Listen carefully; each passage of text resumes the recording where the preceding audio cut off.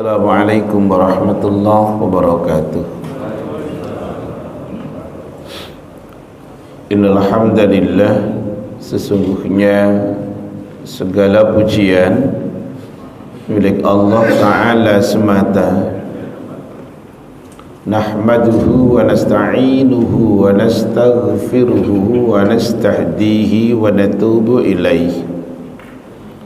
Sebagai hambanya kita menyanjungnya, kita meminta pertolongan kepadanya, kita memohon ampunan juga kepadanya, kita memohon petunjuk kepadanya, dan kepadanya kita bertaubat.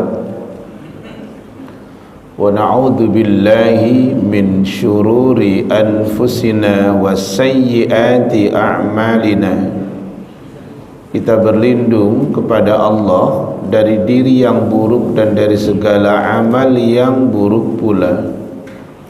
May yahdihillahu fala mudhillalah wa may yudlil fala hadiyalah.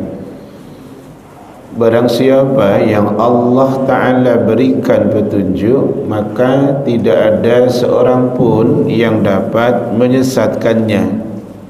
Dan siapapun yang Allah Ta'ala sesatkan, maka tidak ada seorang pun pula yang dapat menunjukinya.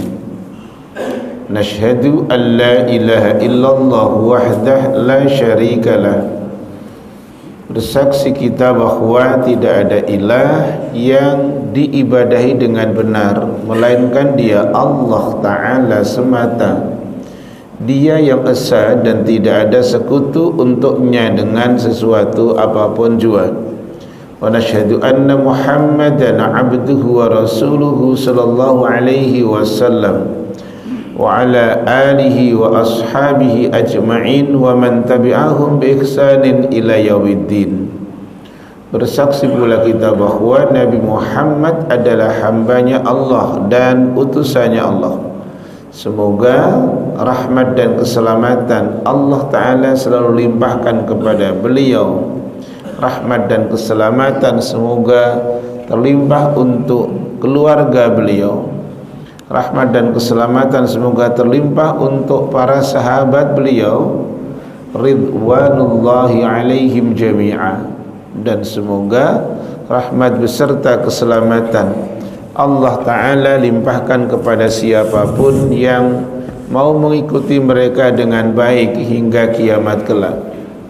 Ya ayyuhalladzina amanu ittaqullaha haqqa tuqatih wa la tamutunna illa wa antum muslimun. Yang artinya, wahai sekalian mukmin, bertakwalah kepada Allah dengan sebenar-benar ketakwaan, janganlah kalian meninggal kecuali sebagai muslim. Sahabat Al-Furqan, para tamu Allah, dhuyufur rahman, a'azzani Allah wa iyyakum jami'a. Semoga Allah berikan kemuliaan kepada antum semuanya, para tamu Allah yang hadir di rumah Allah Al-Furqan pagi hari ini. Kita akan melanjutkan kaji kita dari kitab Riyadhus Shalihin. Kita masuk di 161. Syukran bikudumikum fi hadzal makan wa jazakumullahu khairah. Makasih atas kehadirannya. Bismillah. Masih berbicara tentang al-amru bil muhafadzati 'alas sunnati wa adabiha. Babnya masih itu, yaitu bab tentang perintah untuk senantiasa al-muhafadzah, menjaga, memelihara, alas sunnati, atas sunnah Rasulullah SAW, wa adabiha, dan adab dalam memelihara akan sunnah Rasulullah SAW. Taib. Hadis yang ke-161 adalah dari Abu Musa an Abi Musa Al-Ash'ari radhiyallahu anhu qala dari Abu Musa al-Ash'ari radhiyallahu an, semoga Allah meridhai beliau, ia mengatakan, ihtaraqa baitun bil Madinah, ada satu rumah terbakar di Madinah, ala ahlihi, atas penghuninya, minal lail, pada waktu malam hari. Ada rumah tuh di Madinah terbakar atas penghuninya pada malam hari. Falamma huddisa Rasulullah SAW, maka tatkala Rasulullah SAW diceritakan, mendapatkan cerita bisya'nihim, tentang perkara itu, qal, maka beliau bersabda, inna hadhihin nara aduwwul lakum, bahwasanya api ini adalah musuhmu. Fa idza nimtum, maka apabila kalian tidur, fa'atfi'uha ankum, padamkanlah api itu dari kamu.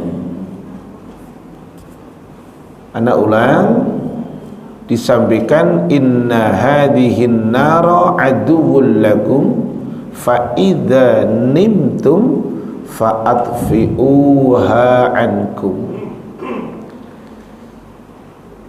Kalian ketika tidur maka padamkanlah api itu dari kalian.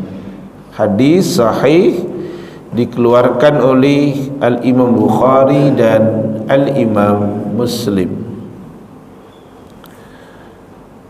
Hadis nomor 161, para tamu Allah memberikan pemahaman kepada kita yang sangat indah ini. Satu, wujubu itfa'in nari qablan naum, wajibnya memadamkan api sebelum tidur. Jadi etika dalam tidur itu sunnah Rasulullah SAW memadamkan api. Wajib di sini bukan berarti ketika ditinggalkan dosa, bukan itu. Tetapi mengikuti sang teladan, baik begitu bahasanya, mengikuti sang teladan. Ternyata beliaunya salam ketika tidur, beliaunya lebih dulu memadamkan apinya. Orang kesehatan berpikirnya sekarang, oh ternyata manfaatnya ini. Itu orang kesehatan. Menengoknya, meniliknya dari tadi, bukan bicara dalil hadis, tetapi bahwa ada manfaat dibalik kenapa kok Rasulullah SAW memadamkan api ketika beliaunya berangkat untuk tidur, untuk sari. Demikian. Kemudian tadi di hadis dikatakan gini Rasulullah, inna hadhihin nara aduwwul lakum. Kenapa dikatakan aduwwun, musuh? Ternyata Al-Imam An-Nawawi rahimahullahu ta'ala menjelaskan an-naru aduwwun, api itu musuh loh.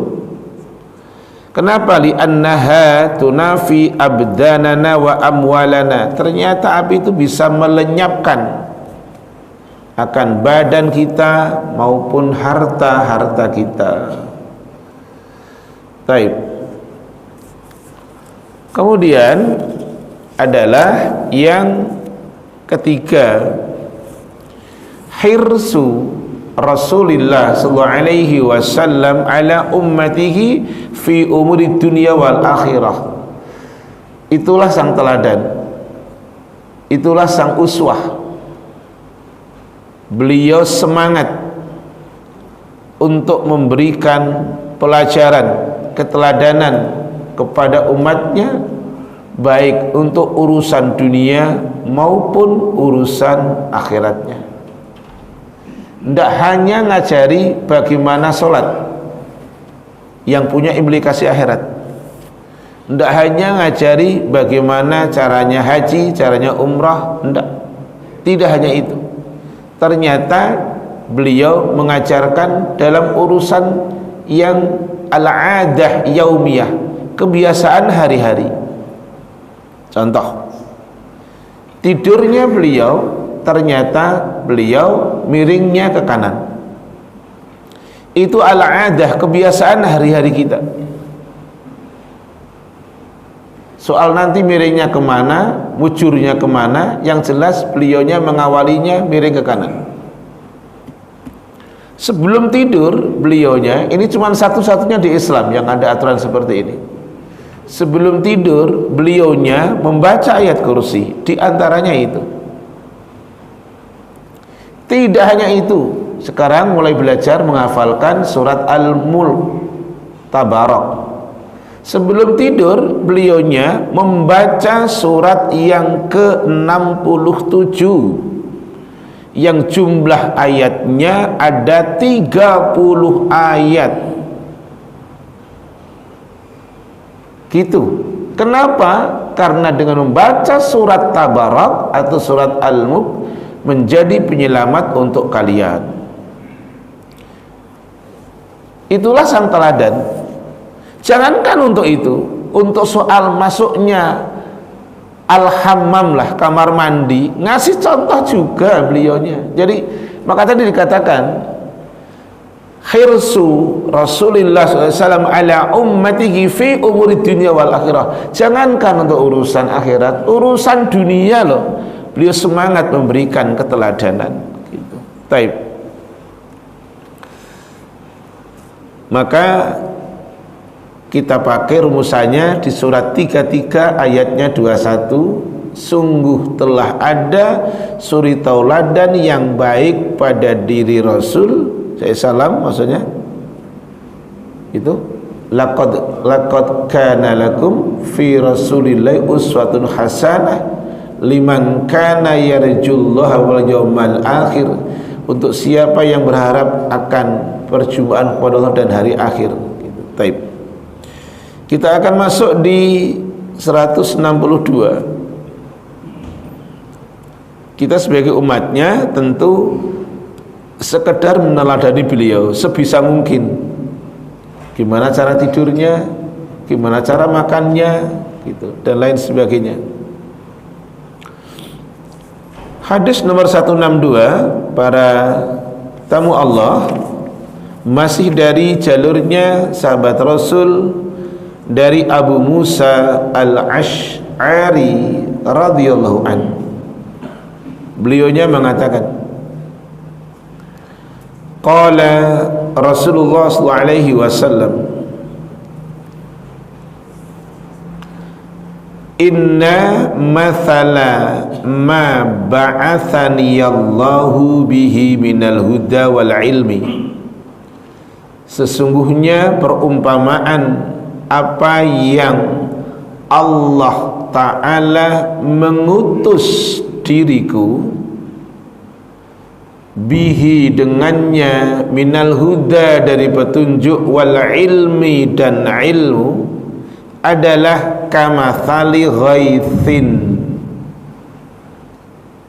Ana ulang, perumpamaan Allah Ta'ala mengutus diriku dengan petunjuk dan ilmu, kamathali ghaithin,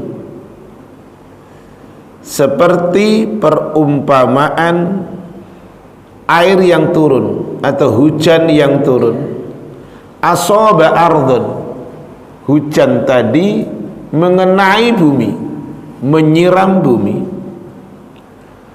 Fakanat minha ta'ifatun tayyibah, bahwa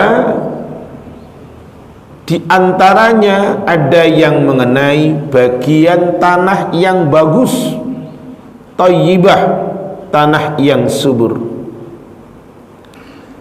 Tanah yang subur adalah qabilatil ma', tanah yang bagus itu dapat menerima air. Fa'anbatatil kala, dapat pula menumbuhkan itu tumbuh-tumbuhan. Wal usbul kasir, dan menumbuhkan tanaman yang banyak.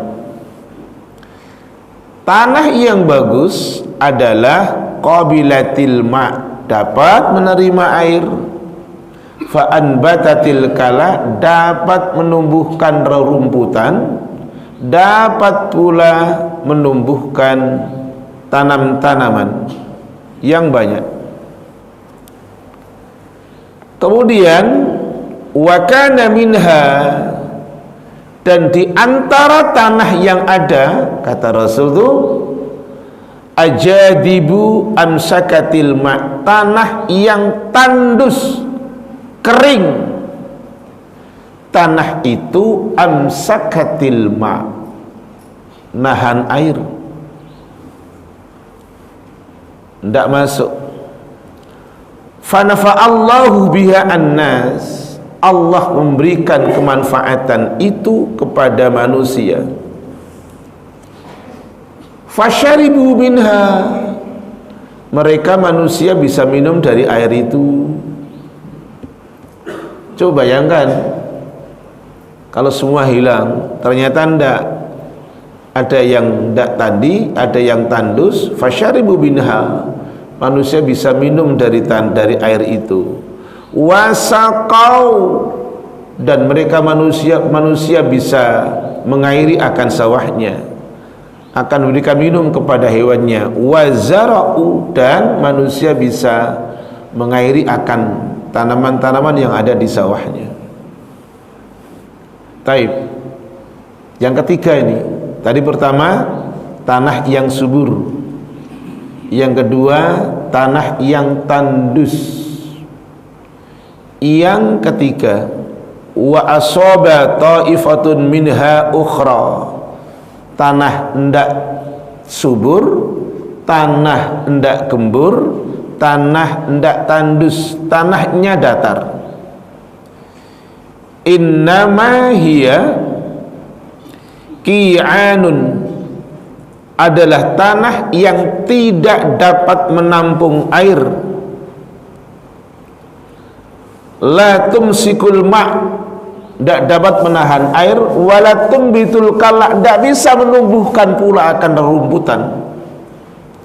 Ini contoh tanah yang ketiga, adalah tanahnya datar, tidak dapat itu menampung air, menahan air, dan tidak pula dapat menumbuhkan rerumputan.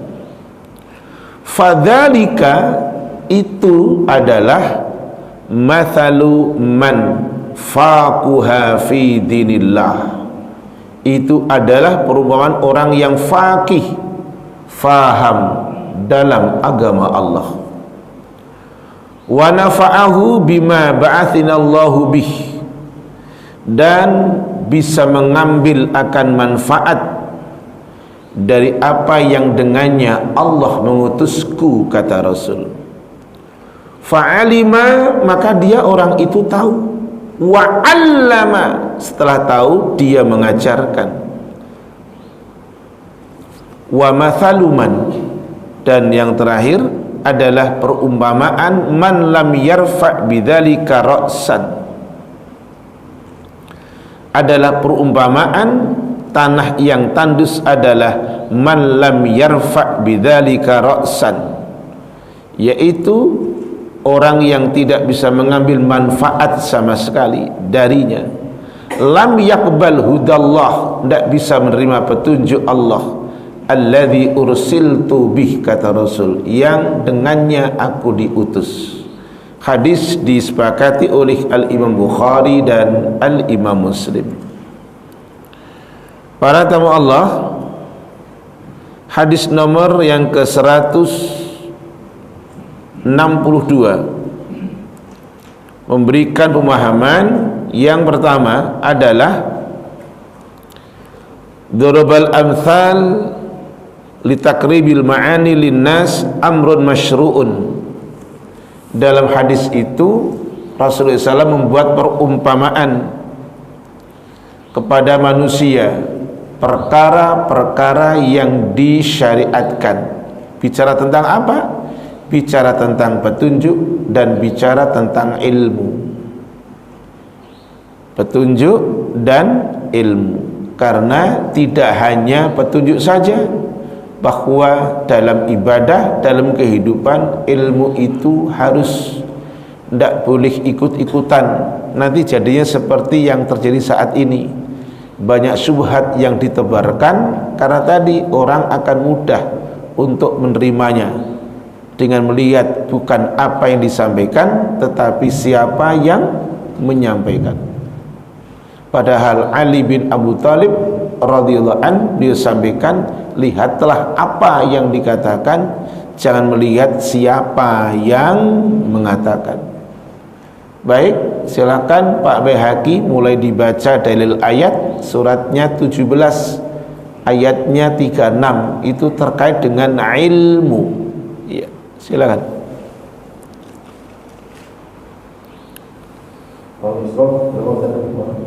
Al-Isra ayat 36. Nah. Bismillahirrahmanirrahim. Dan janganlah kamu mengikuti sesuatu yang tidak kamu ketahui, karena pendengaran, penglihatan, dan hati nurani, semua itu akan diminta pertanggungjawaban. Jangan melakukan sesuatu yang kamu tidak punya pengetahuan tentangnya. Maka kemudian perhatikan, pendengaran, penglihatan, dan hati. 3 itu modal Bapak Ibu para tamu Allah. Pertama, pendengaran, penglihatan, dan hati. Orang lahir diadzani. Kenapa? Ada pendengaran. Sebelumnya tidak punya pendengaran. Jadi alatnya untuk menerima petunjuk, alatnya untuk menerima ilmu sudah diberikan oleh Allah. Mukminnya seseorang 3 itu dipakai, dimanfaatkan dengan benar. Tertutupnya itu menjadi kufur karena 3 itu tertutup. Seperti Al-Baqarah ayat yang ke-7. Silahkan monggo Pak Baihaqi. Khatamallahu ala qulubihim, gitu. Ya. Allah telah mengunci hati dan pendengaran mereka. Penglihatan mereka telah tutup dan mereka akan mendapat azab yang berat. Sekian, dah cukup. Mukmin kalau 3-3-nya alatnya tadi dipakai, akan menjadi tidak mukmin kalau 3 alatnya tadi ditutup, tidak dipakai untuk memahami kebenaran. Taib, yang kedua, al-ilmu yuhyil qulub. Ilmu itu dapat menumbuhkan hati. Ilmu itu dapat menghidupkan hati. Maka pentingnya untuk berilmu. Taib, kama yuhyil matar al-ardh, sebagaimana air hujan menumbuhkan bumi. Maka jangan ikut-ikutan. Saya tidak mau pakai bahasa Arab, saya ingin pakai bahasa Sunda saja. Kalau bahasa Sundanya teturut munding, gitu. Itu orang Sunda itu. Kalau bahasa Arabnya, mudah-mudahan jenengan tidak pobi, ada kata taklid, gitu. Orang terkadang pobi dengan bahasa Arab, kata taklid, kata bid'ah, tetapi tadi apa taklid? Orang Sunda punya bahasa teturut munding, ngekor kerbau. Iya. Untuk biar tidak ngekor kerbau harus dilandasi dengan ilmu. Gitu. Taib. Kemudian yang ketiga, hayatul ummati, hidupnya umat, la takunu, tidak akan terwujud. Hidupnya umatnya Rasul tidak akan terwujud illa bil ilmi syar'i, kecuali dengan berilmu yang syar'i. Tuh, Maka fahami ilmu syar'i, kemudian diamalkan. Taib.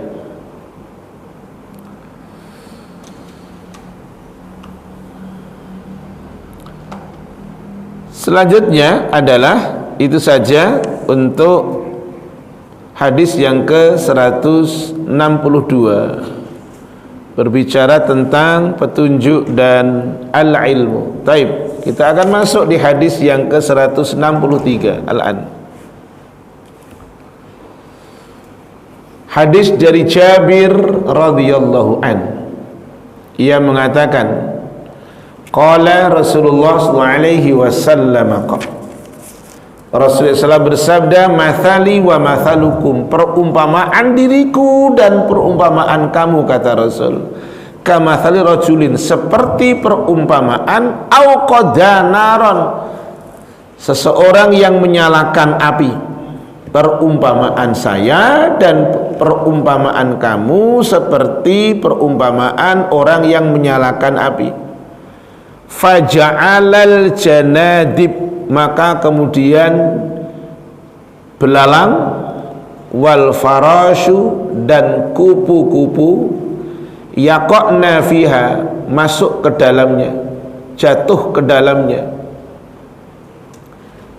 Wa huwa yadhubbuhunna, maka dia kemudian menghalanginya, anha, darinya. Maka orang tersebut kemudian menghalanginya supaya binatang itu tidak masuk ke dalam api. Wa ana akhid, kata Rasul, saya menariknya, saya mengambilnya, bi hujazikum anin nar, dari pegangan kalian, pegangan tali pegangan kalian dari neraka. Wa antum tafallatuna min yadayya, tetapi kalian ternyata tidak, kalian malah melepaskan dari tanganku. Taib.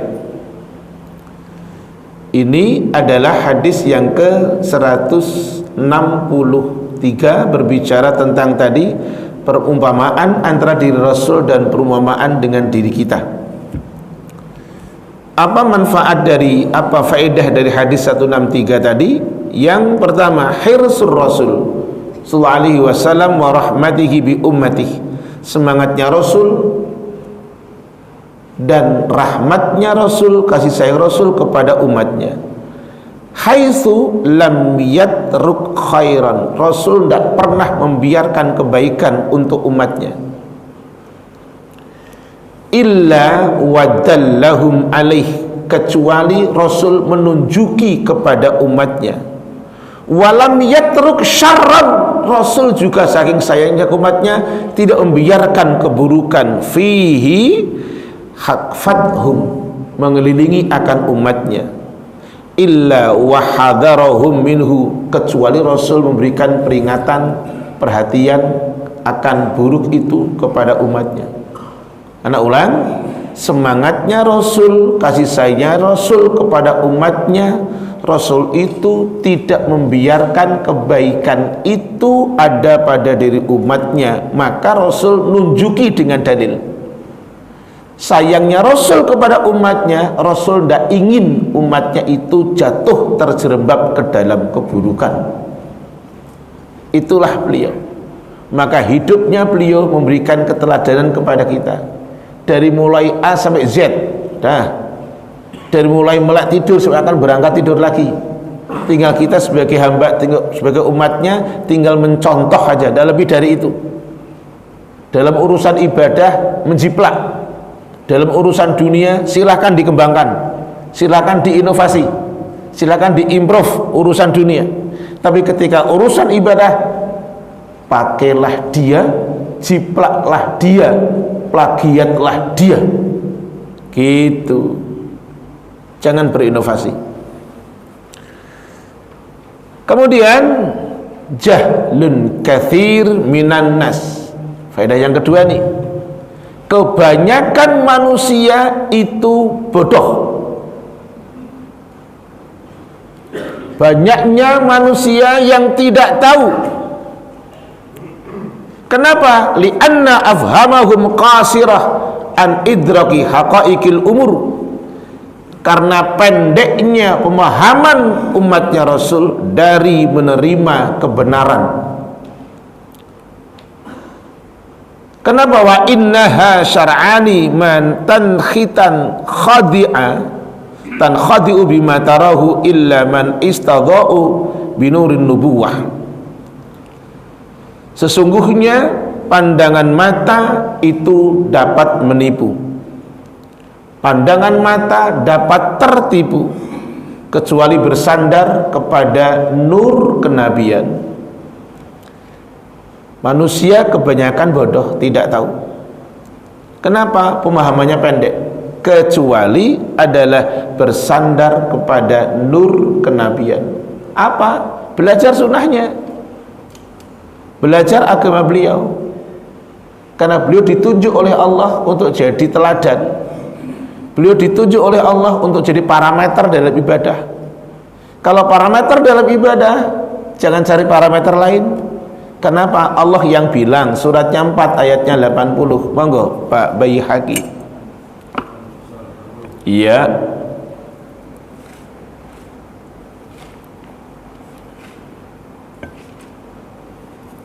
Bismillahirrahmanirrahim. Barang siapa Sebentar. Itu nanti ada beberapa dalil itu ayat. Yuk, 1, 4, 80. Barang siapa yang menaati Rasul Muhammad SAW, maka sesungguhnya dia telah menaati Allah. Dan siapa yang berpaling dari ketaatan itu, maka ketahuilah kami tidak mengutusmu Muhammad untuk menjadi pemelihara mereka. Ya, 1 parameter ketaatan kepada Allah ketika taat kepada Rasul. 2, suratnya 4 ayatnya 65. Monggo.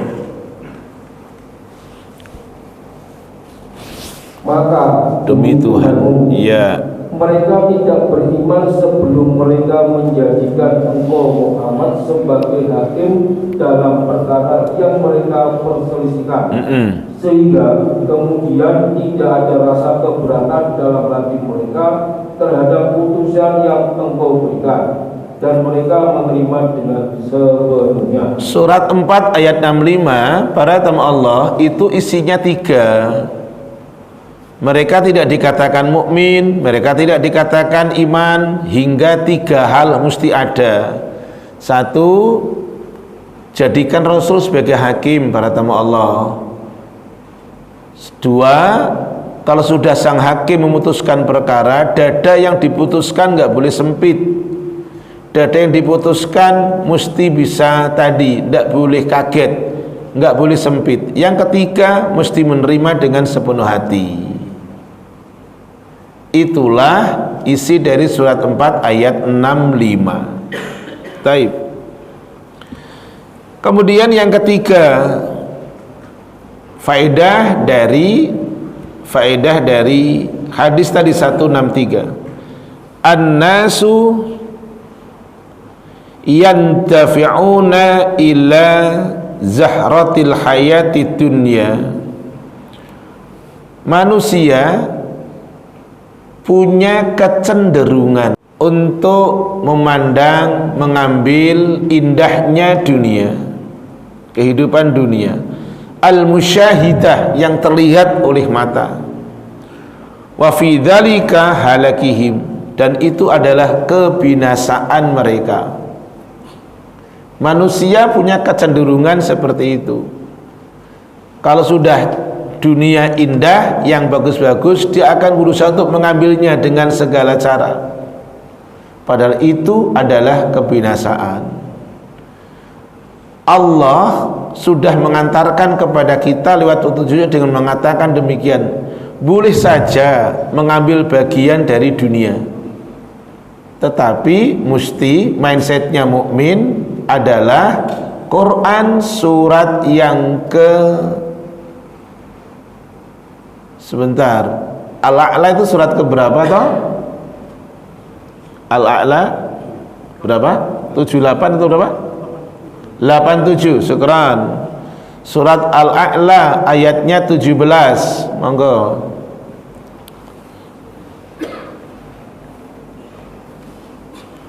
Bismillahirrahmanirrahim. Karena itu berilah penangguhan. Loh, enggak no, surat 87 surat apa? Al-A'la. Ayat 17 kayaknya enggak gitu deh bunyinya deh. Ya, maaf ya. Padahal kehidupan akhirat lebih baik dan lebih kekal. Sekran. Tambah lagi surat Ad-Duha surat 93. Ayatnya ayat yang keempat.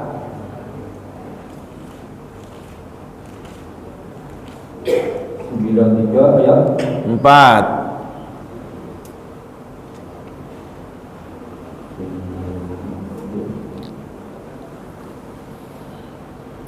Silakan.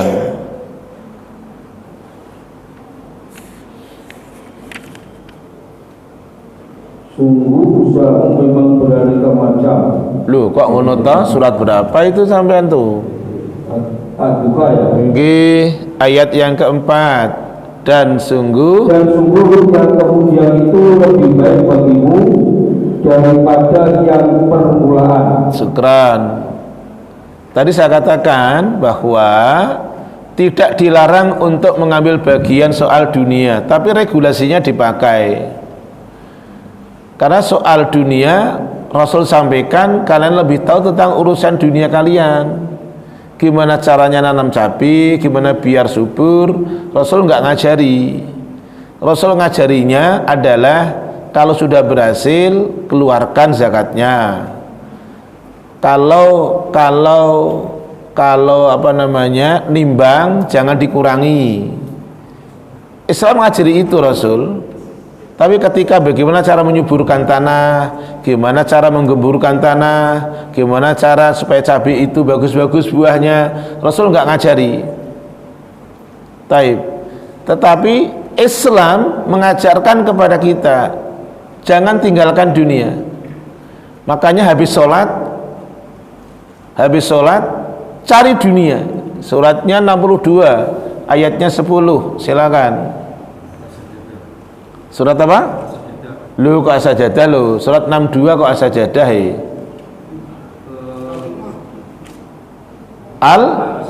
Al-Jumu'ah. As-Sajdah itu surat 32. Enggak apa-apa Pak Bahaki lupa. Betul 10-nya aja. Apabila sholat dilaksanakan maka bertebarlah kamu di bumi. Iya. Carilah karunia Allah dan ingatlah Allah banyak-banyak agar kamu. Dan para tamu Allah, ayatnya bagus sekali. Selesai sholat, kamu cari karunia Allah. Tapi di saat mencari, kamu ingat Allah. Jangan ingat pesanan istri. Lu bener. Kalau nanti ingat pesanan istri, itu nanti bisa terjadi tanda tangan yang palsu nanti. Ingat pesanan anak, ingat pesanan mantu, ingat pesanan klien, ingat pesanan bos, ingat pesanan atasan, macam-macam. Nanti bisa terjadi bon palsu nanti. Makanya Islam mengajari tadi Allah Ta'ala, ingat Allah banyak-banyak biar kamu beruntung gitu. Oh, ajarannya wapi kok. Baik, yuk kita masuk 164 sekarang. Hadis nomor 164 jalurnya dari Jabir radhiyallahu an. Ini masih soal memelihara sunnah ini. Ingat ya, sunnah itu dimaknai kebiasaan Rasul. Coba, kebiasaan beliau. Dia cerita anna Rasulullah SAW, hadis 164, cerita dari Jabir bahwasanya Rasulullah SAW adalah amara, beliau memerintahkan bilakil asabi. Ini dulu saya itu dibilang sama anak saya ketika belum mengerti, putri saya itu bilangnya pakai bahasa Sunda, geleh, gitu orang Sunda tuh. Tanya orang Sunda tuh apa arti geleh tuh? Pak Pepen naon artinya geleh? Ah nggak tahu lah, Pak Wan bukan sudah lagi sekarang. Naon? jijik tuh. Ini hadisnya tentang itu, yang tidak semua masyarakat itu bisa menerima.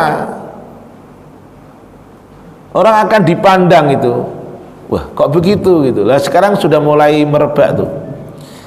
Kata Jabir, Rasul memerintahkan bilaqil asabi, jilati jari-jari tangan. Wasahfati, lu tidak hanya cari wasahfati, piring juga. Ya tentu sudah dengan ambil gini ya, enggak usah ngono ya aja.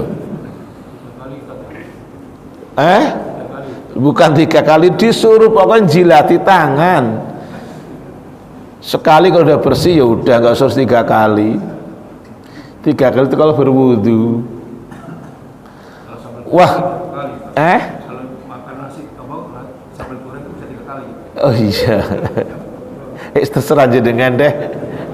Yang penting nggak ada kata 3 kali lah.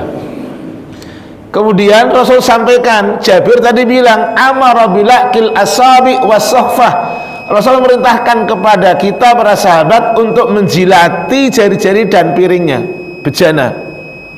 Waqal, Rasul bersabda, innakum la tadrun, kamu tidak tahu fi ayyiha al barakah, di mana letak keberkahan itu. Kamu tidak tahu. Kamu tidak tahu, makanya Islam ngajari makan itu dihabiskan. Nanti saya nggak tahu itu, nanti itu soto atau gaduk atau uduk. Uduk. Ini ciri khasnya Al-Furqan, sarapan itu ciri khas.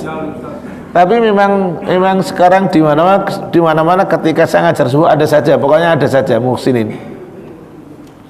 Dalam riwayat yang lain, tadi dikatakan Muslim, dalam riwayat yang lain, idza waqa'at luqmatu ahadikum, ketika makanan itu jatuh, makananmu jatuh, kata Rasul.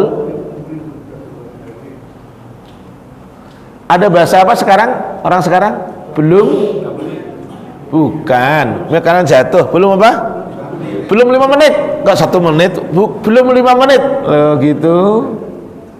Idza waqa'at luqmatu ahadikum, ketika makananmu jatuh, kata Rasul, falyakhudha, ambil, wal yumit, bersihkan. Ya tapi jenengan harus konsekuen juga, jangan geleng-geleng kepala, masuk ya agar-agar diambil lagi dia. Ya kalau memang bisa ya nggak apa-apa. Artinya yang mungkin untuk dicuci, kata Rasul, fal yumit, bersihkan, maka Nabi Hamin ada, bersihkan apa yang ada darinya kotoran, bersihkan itu. Kemudian wal yakulha, makan habis itu, ya kan? Wala yada'ha li syaitan, jangan tinggalkan, jangan biarkan syaitan ikut mengambilnya. Wala yamsah yadahu, tuh ini Rasul, jangan dicuci itu tangan,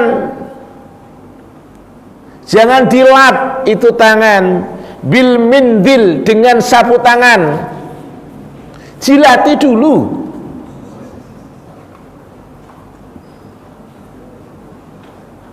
Walaupun di rumah makan Padang tuh suka dikasih apa? Dikasih air, dikasih, jilati dulu. Gitu. Hatta yal'aqa asabi', hingga jari-jari itu dijilati.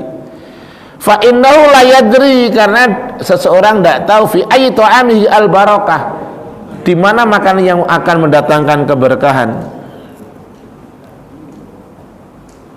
Kemudian hadis yang lain, inna syaitana yahduru ahadakum, syaitan itu datang kepada kamu, inda kulli syai'in min sya'nih, ketika setiap sesuatu itu dari urusannya, hatta yahdurahu inda ta'amih, hingga syaitan itu hadir di saat ada makanan. Fa idza saqatat min ahadikum, ketika makanan itu jatuh dari kamu, al-luqmah, makanan, falyumit, ambil, bersihkan, maka Nabi min adza, dari kotoran yang ada, falyakulha, makan itu, wala yada'ha li syaitan, jangan biarkan syaitan ikut makan. Taib, faedah yang pertama, at-ta'amu alladhi ya'kulul insan fihi barakatun wal yadri aina hiya. Makanan yang dimakan oleh kita manusia itu adalah bisa mendatangkan keberkahan. Seseorang tidak tahu di mana ia keberkahan itu berada. Makanya biar berkah, mulailah dengan basmalah. Selesai hamdalah, makan dengan tangan kanan. Kalau pakai tangan, nggak pakai sendok, maka dijilati. Jadi piring itu bersih, tangan itu bersih. Tidak masalah cuci tangan dengan air, tetapi sunnah Rasulnya dijalankan dulu, yaitu piringnya bersih, kemudian tangannya dijilati jadi bersih. Dah, nomor 2, yanbaghi alal mar'i, anjuran buat manusia, ayyahrusa ala hadhil barakah, anjuran untuk siapapun seseorang untuk semangat akan keberkahan ini. Fa innal barakata idza nuzi'at lam yantafi. Kalau keberkahan sudah dicabut sama Allah, maka enggak akan ada manfaatnya. Gitu. Ambil itu keberkahan dengan cara mencontoh beliaunya. Yang ketiga, at-targhibu bilaqil asabi, anjuran untuk menjilati jari-jari. Wasuhun dan piring.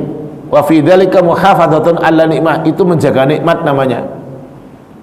Jadi jilati jari-jari gitu. Dan wa takhalluqu bitawadu, termasuk akhlak yang bagus. Tawadhu adalah tadi jilati jari-jari, piringnya bersih. Pokoknya kebiasaan yang ada di pesta-pesta yang tadi. Karena di pesta itu sampai ada istilah pesanan. Nanti sisa makanannya nanti saya ngambil gitu. Jadi ada pesanan. Kenapa? Karena kebiasaan yang buruk. Gitu. Kemudian yang keempat, iltaqatu ma waqa'a 'alal ardi ba'da takhlisihi, mengambil makanan yang jatuh sesudah dibersihkan gitu dari kotoran. Kemudian yang kelima, asyaitanu yarqubul abda fi kulli harakatihi wa sakanatihi. Setan itu mengawasi akan hambanya Allah dalam setiap gerakannya dan diamnya. Fa idza ghafalal mar'u an manhajillah istahwada alaihi syaitan. Ketika seseorang itu lalai dari aturannya Allah, maka setan akan menguasainya. Gitu, hati-hati. Makanya kita diajarkan untuk dalam keadaan apapun membaca isti'adzah. Tidak hanya untuk baca Quran itu. Surat 7 ayatnya 200 terakhir. Yuk, monggo. Jadi biasakan untuk mengawali dengan membaca apa? Isti'adzah. Ya. Bismillahirrahmanirrahim. Iya. Dan jika setan datang menggodamu, maka berlindunglah kepada Allah. Sungguh Dia Maha Mendengar, Maha Mengetahui. Setan itu akan menguasai dari mana? Depan, belakang, semuanya, dari setiap arah. Yuk, suratnya surat 7 Al-A'raf ayatnya 17.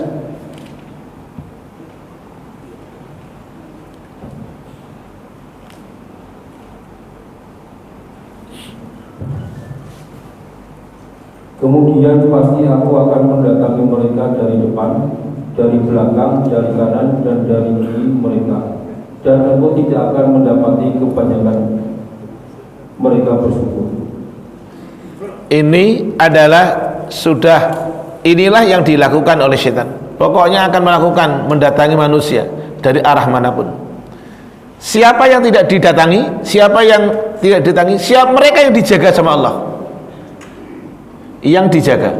Jadi kuncinya cuman menjaga, dijaga, menolong, ditolong, memenuhi, dipenuhi.